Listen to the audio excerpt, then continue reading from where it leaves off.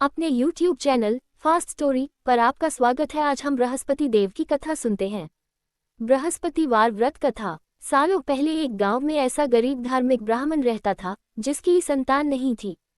वह रोज नहा धोकर मन से देवताओं की पूजा करते हुए संतान की मांग करता, लेकिन ब्राह्मण की पत्नी खूब आलसी थी। वह न स्नान करती थी और न ही पूजा पाठ। पत्नी की इस आदत से ब्राह्मण दुखी रहता था। ब्राह्मण के धार्मिक गुणों से उसके घर में जल्द ही संतान के रूप में एक पुत्री ने जन्म लिया। उसकी पुत्री भी ब्राह्मण की ही तरह धार्मिक थी। जैसे जैसे वो बड़ी हो रही थी, पूजा पाठ में उसका मन भी उतना ही लगने लगा। वह हर रोज सुबह उठती, स्नान करती और भगवान विष्णु का ध्यान व जप करती थी। इसी तरह वो बृहस्पतिवार का उपवास भी करने लगी। इससे ब्राह्मण के घर की गरीबी भी दूर होती गई। हर दिन पूजा पाठ करने के बाद वह पढ़ने के लिए स्कूल भी जाती थी।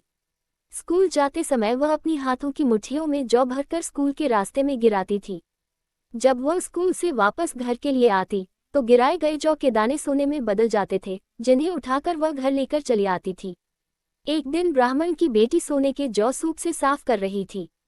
तभी वहां आकर उसकी मां ने कहा, बेटी, सोने के जौ को साफ करने के लिए सोने का सूप होना चाहिए।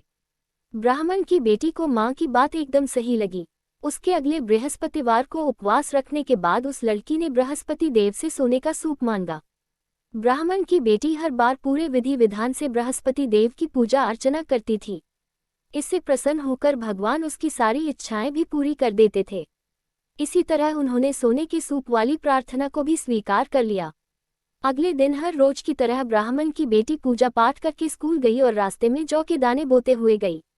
वापस आते समय जब वह जौ के दाने बिन रही थी तो उसे सोने का सूप भी मिल गया। सोने का सूप लेकर वह घर आई, जिससे उसने सोने के जौ साफ किए। एक दिन इसी तरह ब्राह्मण की बेटी घर के बाहर बैठकर सोने के जौ को सोने के सूप से साफ कर रही थी। तभी उसके घर के सामने से एक राजकुमार गुजर रहा था। राजकुमार ब्राह्मण की बेटी को देखते ही उस पर मोहित हो गया। जब वह अपने महल पहुंचा तो ब्राह्मण की बेटी के मुंह में उसने खान पीना त्याग दिया। जब राजा को ये पता चला तो उन्होंने राजकुमार से इसका कारण पूछा। राजकुमार ने अपने दिल का सारा हाल राजा को बताया। अगले ही दिन राजा अपने मंत्री के साथ ब्राह्मण के घर गया और ब्राह्मण के सामने उसकी बेटी का विवाह अपने राजकुमार से करवाने का प्रस्ताव रखा। राजा का प्रस्ताव सुनकर ब्राह्मण काफी खुश हो गया। उसने तुरंत ही विवाह करने के लिए हाँ कर दी। कुछ ही दिनों में राजकुमार और ब्राह्मण की बेटी की शादी हो गई। इधर ब्राह्मण की बेटी शादी होने के बाद अपने ससुराल चली गई। उधर ब्राह्मण फिर से गरीब होने लगा। उसके बुरे दिन दोबारा वापस आ गए। एक दिन ब्राह्मण अपनी बेटी से मिलने के लिए उसके ससुराल गया। पिता की हालत देखकर उसने बहुत सारा धन देकर ब्राह्मण को विदा किया। बेटी का दिया हुआ धन कुछ ही दिनों में खत्म हो गया और ब्राह्मण गरीबी की वजह से परेशान हो गया। ब्राह्मण फिर से अपनी बेटी से मिलने के लिए महल गया और उसने बेटी को सारी समस्याएं बताई। अपने गरीब ब्राह्मण पिता की बात सुनकर उसकी बेटी ने कहा, पिताजी, कल आप मां को लेकर मेरे पास आएं। मैं उन्हें बृहस्पति देव के उपवास और पूजन की विधि बताऊंगी।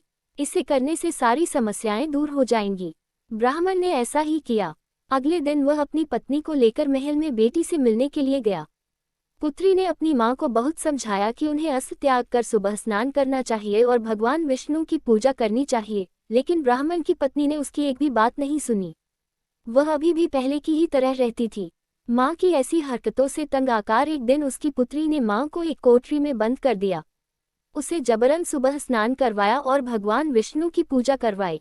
इससे उसकी मां की बुद्धि में सुधार हो गया। अगले ही दिन से ब्राह्मण की पत्नी सुबह उठती, स्नान करती और भगवान विष्णु की पूजा करती। साथ ही बेटी के बताए अनुसार हर बृहस्पतिवार के दिन वह उपवास भी करने लगी। इससे प्रसन्न होकर बृहस्पति देव ने उनकी सारी गरीबी और समस्याएं दूर कर दी। फिर वह एक सुखी और संपन्न जीवन जीने लगे। इस व्रत के प्रभाव से मृत्यु के बाद ब्राह्मण और उसकी पत्नी को स्वर्ग का द्वार भी मिला। इस कहानी से सीख, आलस्य करने से किसी भी तरह का काम नहीं बनता है। आलस्य को छोड़कर सुबह जल्दी उठकर पूजा पाठ की जाए तो मन भी शांत रहता है और मनोकामनाएं भी पूरी होती हैं। कृपया चैनल सब्सक्राइब करें।